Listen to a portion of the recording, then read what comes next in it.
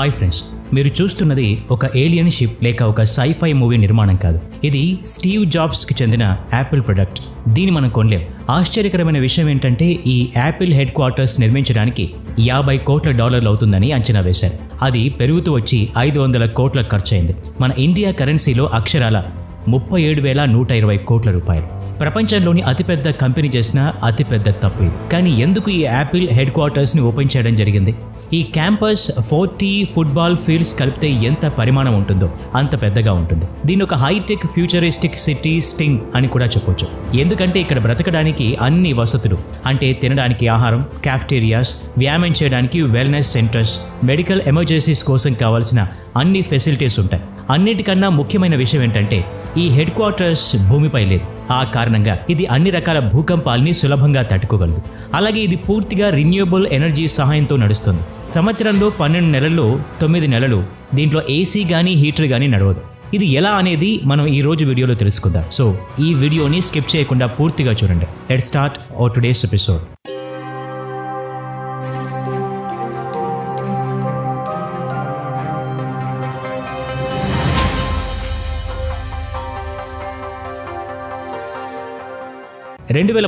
City council మీటింగ్లో Steve jobs తన కళ గురించి చెప్పాడు. కానీ స్టీవ్ జాబ్స్కి కళ 2004 నుంచే ఉండేది. స్టీవ్ జాబ్స్ తన ఉద్యోగులకు ఒక బిల్డింగ్ కట్టాలని, అది నేచర్కి చాలా దగ్గరగా ఉండేలా కట్టాలని అనుకున్నాడు. తన యాపిల్ ప్రొడక్ట్స్ మాదిరిగా తన బిల్డింగ్ రాబోయే కంపెనీలకు ఒక ఇన్స్పైరింగ్గా ఉండాలని అనుకున్నాడు.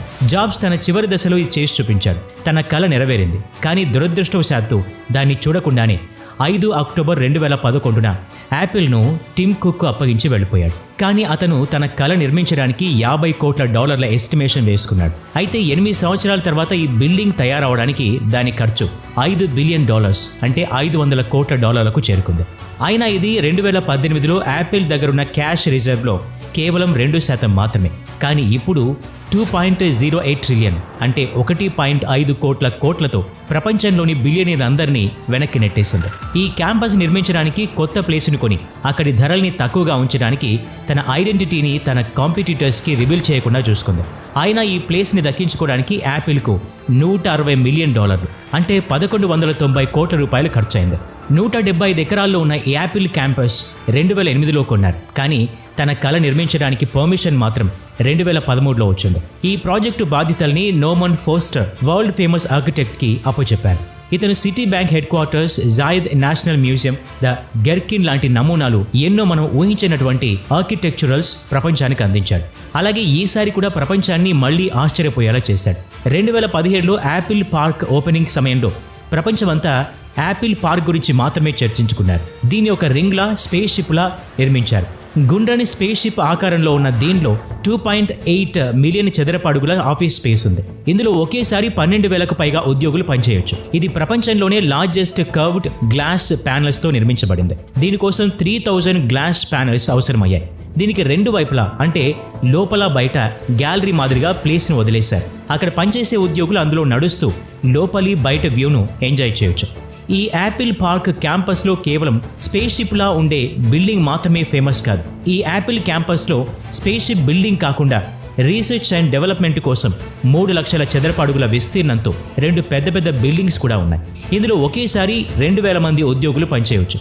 దీంతో పాటు ఉద్యోగుల ఫిట్నెస్ కోసం 1,00,000 చదరపు అడుగుల వెల్నెస్ సెంటర్ కూడా ఉంది. ఇక్కడ యోగాతో పాటు అన్ని రకాల వ్యాయామాలు చేసుకునేందుకు లేటెస్ట్ ఫిట్నెస్ మెషిన్స్ ఉన్నాయి. అంతేకాకుండా ఇక్కడ ఒక విజిటర్స్ బిల్డింగ్ కూడా ఉంది. దీంతో పాటు అండర్ గ్రౌండ్ పార్కింగ్, ఒక ఆడిటోరియం లాంటివి కూడా ఉన్నాయి. ఈ క్యాంపస్ ముందే చెప్పినట్టు భూమి మీద లేదు. అంటే ఈ గుండ్రని ఆకారంలో ఉన్న ఈ క్యాంపస్ తన 12,000 మంది ఉద్యోగులతో గాల్లో లెవిటేట్ అవుతుందా అంటే లేదు. ఇంకా అలాంటి టెక్నాలజీ యాపిల్ దగ్గర లేదు. ఈ బిల్డింగ్ బేస్ ఐసోలేషన్ టెక్నాలజీతో నిర్మించబడింది.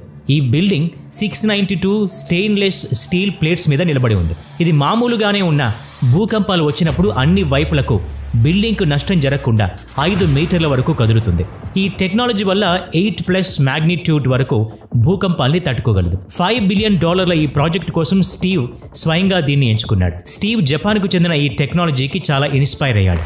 ఈ టెక్నాలజీని బిల్డింగ్కి మాత్రమే కాకుండా ఆడిటోరియానికి కూడా ఉపయోగించారు.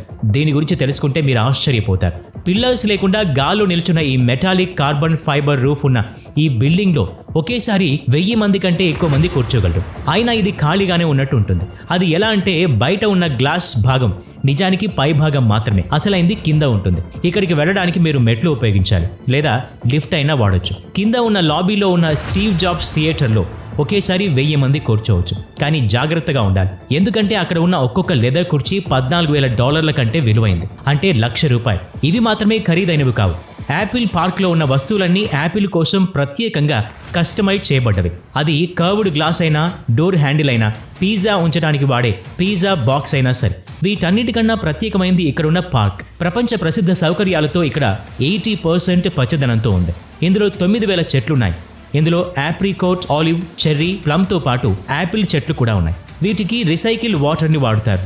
దీనికి కారణం ఇక్కడ నేచర్ ఫ్రెండ్లీ వాతావరణం క్రియేట్ చేయాలనుకున్నారు. ఇక్కడ ఉన్న మరో ఇంట్రెస్టింగ్ విషయం, దీంట్లో 100% రిన్యూవబుల్ ఎనర్జీని వాడటం. ఈ రింగ్ మీద 17 మెగా వాటర్ సోలార్ ప్యానెల్స్ పెట్టి ఉన్నాయి. దీని ద్వారా మొత్తం క్యాంపస్కు కరెంట్ అందుతుంది. ఇది మాత్రమే కాకుండా యాపిల్ తన ప్రొడక్షన్ స్టోర్స్ కూడా రిన్యూవబుల్ వైపుకు తీసుకెళ్లాలనుకుంటోంది.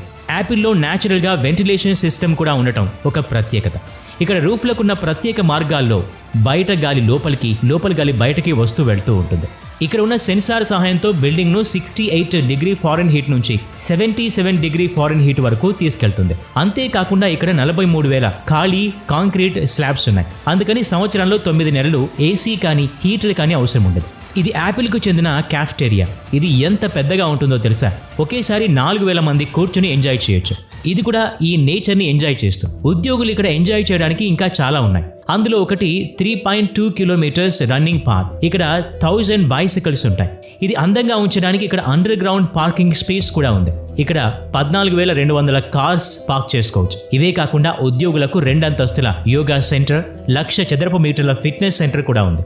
అంతేకాకుండా ఇక్కడ మధ్యలో ఇంద్రధనస్సు లాంటి ఒక స్టేజ్ కూడా ఉంటుంది. ఇక్కడ యాపిల్ కాన్ఫరెన్సెస్, స్టేజ్ ఈవెంట్స్ జరుగుతాయి.